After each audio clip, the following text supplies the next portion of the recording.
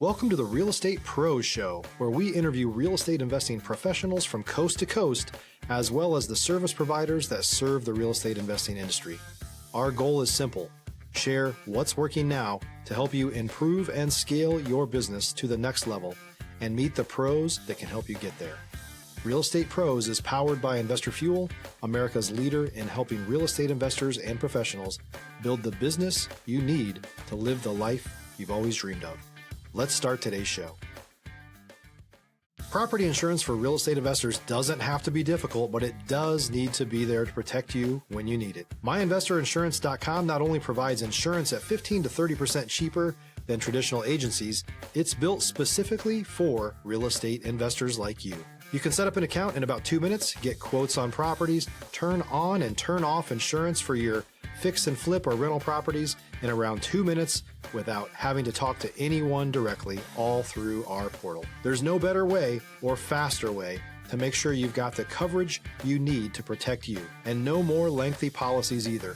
Once you're set up, you're billed monthly and prorated by the day for however long your policy is active. It's powered by MSI, the third largest independent MGA, with 1.5 million customers and more than $1 billion in cumulative premiums written. Get set up today in about 2 minutes at myinvestorinsurance.com/fuel. Hey guys, welcome back to the show. I'm here with Farah Gaston, and we are going to talk about her experience. We had some great offline chat, and we're going to talk about going from secondhand to success. Guys, here at here at Investor Fuel, we help real estate investors, service providers, really all real estate entrepreneurs 2 to 5x their business by giving them tools and resources to build the businesses they want to build and those lives that they've always wanted to live. Farah, welcome to the show. Thank you, John. It's good to be here. Yes, thank you very much. I'm super excited to talk about this. You know, like I said, we talked a little bit offline. I love your story. I want to learn more. But before we get into all those things, share a little bit about yourself. You know, tell our audience, what got you here, who you are, etc. Okay, yeah, absolutely. So my name is Farah Gaston. I was actually born in a little country called Haiti, partnered right next to Dominican Republic. I've been in America now for 31, going on 32 years. Wow. So a very long time. My life is United States now, I guess you could say, and no accent. Barely. I've been here now I've been in Florida for 22 years. I moved straight from New York. And back in 2015, I met this wonderful gentleman called Jason Gaston, my late husband, God rest his soul. And he taught me what I know about flipping today. And I just love absolutely everything I do, because the title, from secondhand to a success, it actually reminds me of what I went through when I was growing up. Everything we had was basically secondhand. We were barely right above the impoverished line. And I know my family, my mom, my dad, they worked their butts off. So I know sometimes they went to sleep without eating so we could eat. I didn't know back then when I was younger, because, you're young and they're not going to show you that. But thinking back, I know they went to sleep without eating and cried to sleep, how they're going to pay for the next bills. So that's why when I learned how to flip, I definitely wanted to be able to help people when it comes to the buying and the sell side, because being from a third world country, it's definitely eye-opening, the wonderful, wonderful opportunities that we have here in America. A lot of people don't even know it, but they don't understand how blessed they are to be able to not have to worry about 90% of the stuff that other countries do have to worry about. Right. And that's important too. And I think that's something that a lot of people lose when they get into this business is, what got you here, where you were before, right? And to have that humbling mindset, especially with your history and your path, that's huge. Now let's go before you met your husband. So obviously you weren't doing anything in real estate before you met your husband. No, nothing at all. What did you do before this? I was selling life and health insurance. Wow. Okay. Just over the phone, going door to door. What were you doing? door to door. Now, of The course, hard you part. can do everything online and you can do everything via the phone or Zoom call. But no, back then it was straight up door to door, setting up appointments, driving 2, 3 hours, hoping they'd be there to be able to sell that policy. Yeah. And if you sell it, hopefully they qualify and they didn't forget that they have high blood pressure or high cholesterol. Stop living on an island and join the #1 mastermind in America for professional real estate investors. Investor Fuel is a community of hundreds of the nation's top investors working together to build stronger businesses and better lives. In addition to the amazing community of real estate investors acting as a board of advisors for one another, Investor Fuel members have access to 100% funding on purchase and repairs for our members only, a health insurance program, and benefits and discounts that more than pays for the membership of most of our members, meaning it's actually costing you money to not be a member of Investor Fuel. If you're looking to scale your business and build a business that allows you to live the life of your dreams, please visit investorfuel.com today and book a call with our team. Right, exactly. So door to door. Yeah, my father was in real estate. I mean, that was in insurance. He worked for Nice. Transamerica way back in the day. Oh, And he kind of said the same thing. It's like once all this stuff started going online, it became a lot easier. absolutely. So you met your husband Yes. and he was already flipping. Yes, he was. Got it. And you decided to say, hey, I'm going to shelf that fun insurance stuff and I'm going to get into flipping. Yes, absolutely. Less work, way, way more fun. Yeah, definitely. Now, as you did you just kind of learn by assimilation, just kind of going out with him on deals, or how did you really kind of gain your knowledge in it? Very good question. So my late husband, he actually used to teach people how to get started. Nothing super, super major like the big companies, but on a smaller scales, we would actually meet up with the potential investors, teach them what we knew, and even walk them through their first deal. So it was actually really fun. So it was kind of learning by playing. So it was Yeah. actually pretty cool. And I'm Right. like, I want to do this because I'm like, I want to learn a little bit about this. And then it just hit me. I'm like, okay, what do I need to do? So it was And I actually have to pretty ask cool. this because some husbands are like, I don't want my wife working with me. Who was the driver to make this all happen together? You or him? Oh my goodness. So initially he was the driver, but John, after he taught me everything I learned, he's like, you do it. He literally threw me to the wolves. Oh, he spent the time to teach us so he could take the time to relax. Correct. He called, he's like, no, talk to my wife about it. I'm How like, fun. dude, what do you mean? How fun. So was he doing more of the of the business part of it, and you doing more Yes. of the leading of the flips and all that type of thing? Yes, he was mostly doing the paperwork, the contract, anything to do with face to face. That was me. The contractors, the realtors, the Mm, title companies, the sellers, the buyers. He's like, you handle that. It was funny because he's always been a super, super introverted person, but he became an extroverted person when he started doing real estate. wow. And when I came, he became an introverted person again, where he's like, I don't want to deal with people. You deal with it. You're a people person. I think he had to deal with it long enough to deal with it until he found Yes. someone. And hey, I can't blame him. I'd rather send a pretty face out to all the contractors and all the people than my ugly mug. I mean, come on. So before he passed, and my condolences again. Thank you. How many flips did you guys do? Total together in the last 9 years, this is the ninth year, full year that we've been working on it. I think we did about 40 before he passed. Oh, wow. Okay. Yeah. And when you flipped these properties, did you resell them all the time? Did you hold on to any of them at all? We held on to a few, but 90% was sold. Yeah. Okay. Yeah. That's awesome. And then how do you you. find your deals? Or how were you 90 finding them? We were mostly doing word of mouth. We had advertisement, of course, but it's hit or miss. And we did a lot of bandit signs. We did Facebook posts, Craigslist posts, but majority of our deals actually came from referrals and repeat customers. Either they needed to upgrade, so they need to sell again, or they're like, we're selling because, we had a death in the family or there's a divorce in the family. So it was That's mostly awesome. referrals. That's awesome. Yeah. Yeah. And I was just curious if you're buying from wholesalers or doing stuff like that.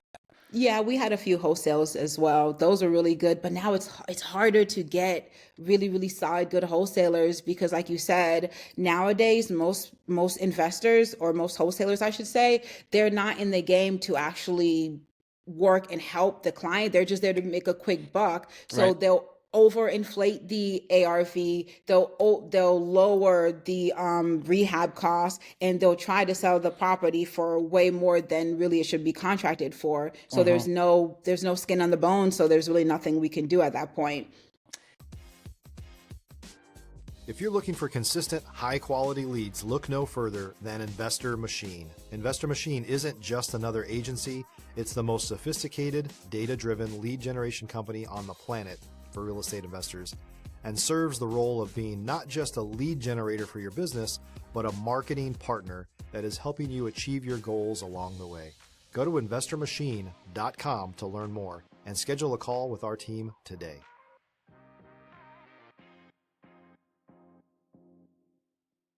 Yeah, I think when when a lot of focus got into wholesaling, and a lot of people really started to learn, and everybody and their brother had a course, and people learned how to do it and learned it very superficially, I guess I could say. They didn't learn Yes. proper, how to properly evaluate a deal, how to underwrite the property correctly and all those type of things.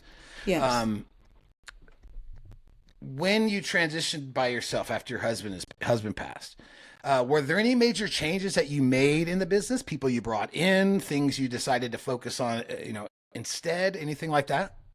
No, there was none. I really should have. So he passed away in 2022, January 2022. So this is the third year he's been Hmm. gone now.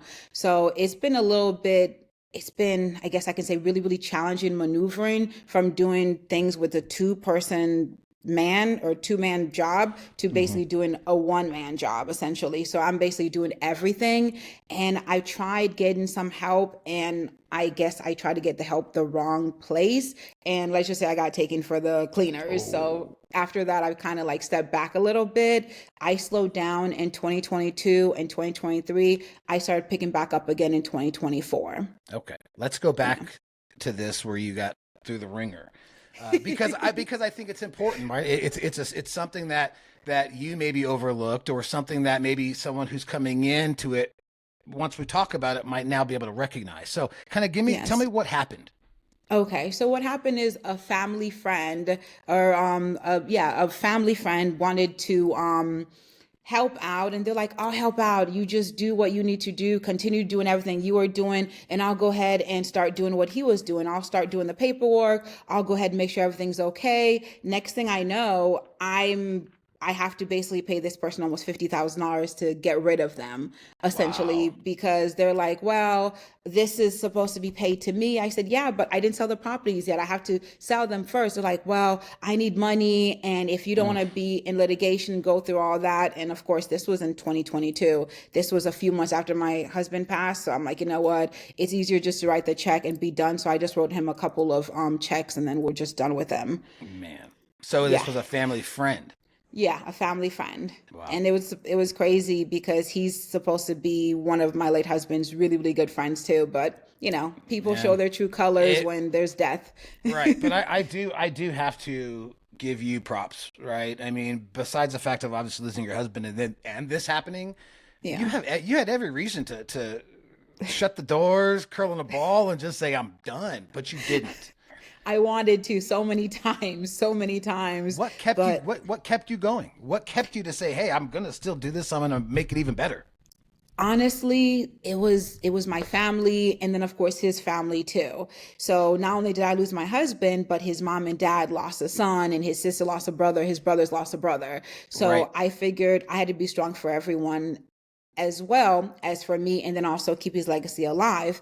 And so another thing happened the same day my husband passed. My parents' house caught on fire. Oh man. So Yeah, it was a terrible, it was January 15th. I remember like it was yesterday, John. I'm on the way to the hospital to say goodbye to my husband because the Gosh. doctors are like, hey, we're stuck between a rock and a hard place. We can't operate. So he's gonna pass. And if we operate, he's gonna pass. So really there's nothing we can do. So I'm Mhm. driving to Tampa General and my father keeps on calling me like every 2 minutes. I'm like, what's going on? What's going on? Finally, my cousin calls me and I'm like, he never calls. I answer. He's like, I was like, what's going on? I'm on the way. My husband died, Jason. He died. I'm on the way to the hospital. He's like, well, I'm sorry to be the bearer of even worse news. Your parents' house caught on fire. Your father was hurt a bit. He's got like second-degree burns. And I'm Oh no. like, this is 7 o'clock in the morning. I'm freaking out. I'm like, okay, so not only do I have to be strong for me, for him, for his family, for my family, now I have to move in my whole entire family to my house. So all of it happened in a blink of an eye. I went to from being on top of the world with this amazing man who loves me to death. If you're a new or newer real estate investor looking to launch or grow your real estate investing business, please check out Investor Fuel Club. It's a coaching community, but unlike anything you've ever seen before. And you can actually partner with members of our mastermind from coast to coast on deals right in your market. There's no better opportunity to build a consistent business than to literally partner with pros to help you avoid costly mistakes, avoid the need for capital to do deals, and help you eliminate your fears as you're starting your business. Learn more about Investor Fuel Club at investorfuel.com/club. And having everything to almost losing my parents along in the fire, my cousin, everything was just crazy surreal. Till this day, I can tell you that it felt like almost a nightmare. It still does not seem real. That's incredible. Man, that's a lot to deal with. Yes. And you're still here and you're smiling and I love it. Lots of therapy help. Therapy works. You guys are out there, therapy works if you need it. Therapy works. Pay for it. Do it. Oh, tell me let's talk about your business now. Like what does your business look like and you know, what are some resources that you think are really good for folks to be able to use to grow or maybe build a business like yours? Okay. Well, number one resource is definitely get coaching, get some help because you cannot do it by yourself. Everybody tries to do it by themselves and then they fail. And it's easier to fail with someone that's going to be able to pick you up than it is to fail on your own. So Right. definitely get some coaching, get some help. Definitely make sure that you're in it for the right reason because money is the number one driver. Yes. But what's behind that? Because once you get that 100 million or the $100,000 check, what are you going to do with it? Are you going to give back to the community? And then also realize that not every deal is going to be a deal. And even if it is, make sure that you pay it forward by helping the next person. When you buy the house, you're helping the seller. When you sell the house, you're helping the buyer and their family. But also remember, you're helping contractors, you're helping realtors, you're helping title company, you're Mm-hmm. helping everyone in between. So it's not just a me and you business, it's an us business. So it's a community. So Yeah. make sure you have really good backing in every aspect to make sure that you're taken care of with title, with realtor and contractor too, because that can Okay. also make or break the deal. Yeah, definitely. And I know we talked about too earlier about, you know, how you help folks like if they need money to move or if they need certain things, you know, even or with a buyer, you help with the concessions. And have you ever been put in a situation to where you have outlaid this money, this help, this stuff for a seller and they said, no, pause, we're not selling. Honestly, no. I've been very blessed. That has never happened. Now, of course, there's been some that were pretty upset that I'm like, hey, listen, this is $10,000 that I'm putting for your first deposit last month, security. And then also I'm renting the U-Haul, I'm loading the U-Haul, I'm hiring movers too. That's not a small chump change. So I am going to No. have to sign a separate contract with you to get paid that at closing. And they're like, oh man, I really, really think you took advantage of me. But I'm like, I took advantage of you. I helped you pack your stuff and Yeah. we helped you move your stuff into your new home because so the story of this one, it's a seller, she was going through foreclosure. And so she didn't have a penny to her name. She didn't even have money to turn on her lights. Ooh. So we had to turn on her lights for her. We had to put the first month, last month, and security deposit. Mhm. And we had to help her move because she didn't have money to get movers. She didn't have money to get a U-Haul. So we actually hired the movers, me, my late husband, my brothers, a couple of our other friends. We rented the U-Haul and we helped move all of her stuff. We we did, I think, 2 days worth of work to help her move all the stuff. Now that's a lot of work, but Yeah. she, at the end, she's like, well, I shouldn't have had to pay that back. And I'm like, okay, well, then you wouldn't have moved and you would have been foreclosed on. So, Right. Right. exactly. Do you draw up and I think you did mention that, do you draw a completely separate agreement outlining those types of charges, incidentals, or do you put it in maybe like the notes of the contract? No, we actually put that in a separate contract and we send it to our, like, kind of an addendum, and we Hmm. send it to title, Okay. because the contract originally, we knew she was struggling, but we didn't know to what kind of depth until honestly 2 weeks before closing. She's like, well, I need the money before I move. And I'm like, no, we don't do that here. Either we give you majority of the money and then you have to move the next day, and Hmm. we'll hold back some. Right. But at the same time, we cannot give you all the money and then you stay there until you find another place to stay. So we actually found her a place to stay. We basically did everything. We were a Yeah. realtor, we were movers, we That's were the awesome. whole nine yards then. And so we didn't know until basically 2 weeks before we closed. That's when we actually drew the contract. She signed it and we sent it to title, and we were able to take the money back at closing.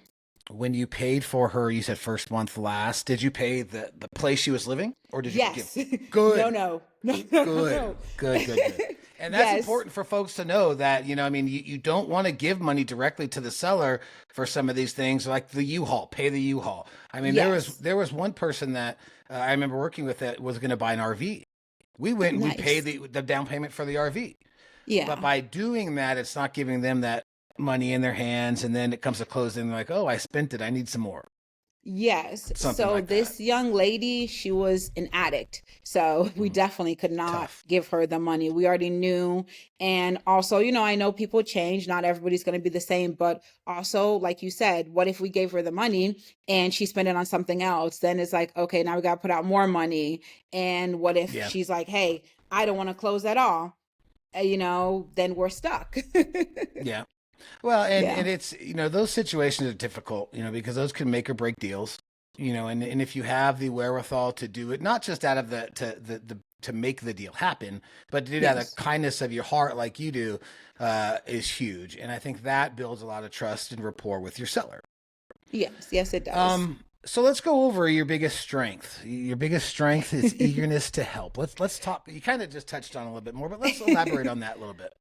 Yes, my eagerness to help. I love helping people because I know, the golden rule: treat people how you want to be treated. I know if, God forbid, I were ever to be in that situation, I don't want someone to say, okay, I'm going to help this person. Not only because, hey, I'm going to make money too, but also because it is the right thing to do. Hmm. And that is why sometimes we will pass up deals, because we know the sellers, they need to sell at a certain point for it to make sense.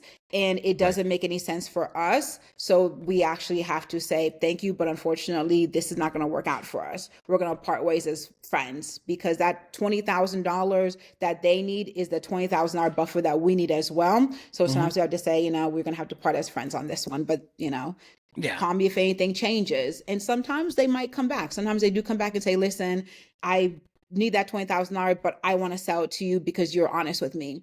Or like one of them, a couple of weeks ago, we went to Sebastian to put a house under contract, Hmm. and we looked at the property. It was good. He wanted a little bit more than we agreed upon. I said, no problem. We'll go ahead and revisit the numbers, talk with the contractor. And so send him the contract. Everything is good.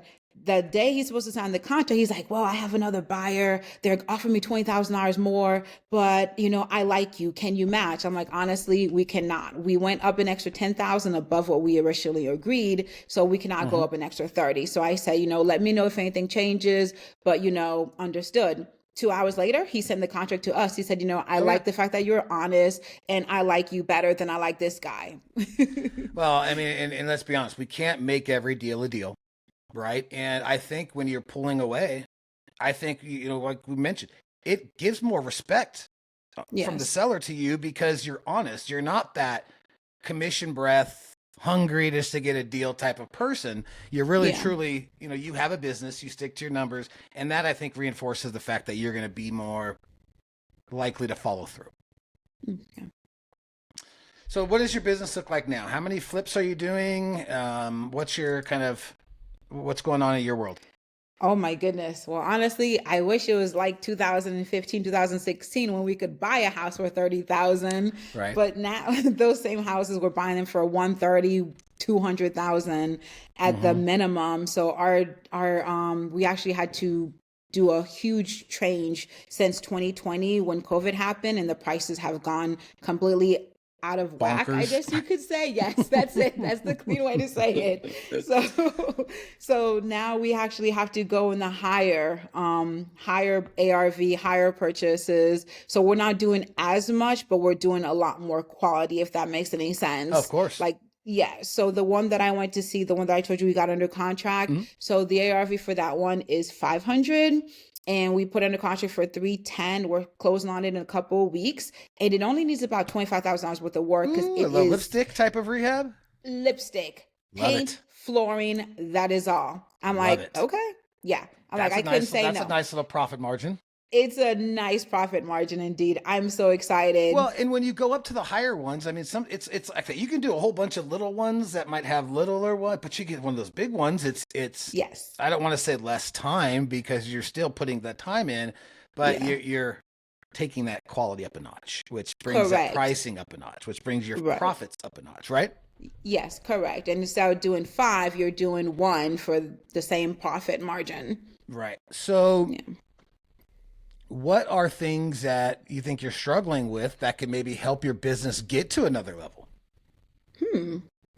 Honestly, it would probably be mostly cash flow. I would say the cash flow. That's the And when we say 99. cash flow, we mean like funding of deals, not like monthly cash flow, right? Yes, the funding of deals, because I want to be able to buy every single property I look at and I want to be able to flip them all, honestly. If I was a billionaire, you'd be like, why is she buying all these properties? I'm like, because I love to do it. It's literally my passion and I'm addicted to it. Yes, sometimes I want to commit murder, but at the same time, I absolutely love it. So I want to be able to do more flips. I want to be able to do, instead of doing 5 every quarter, I want to be able to do 50 a quarter, because I know some people that are doing 100 a month, and I'm like, I want to be that guy. I want to be that girl.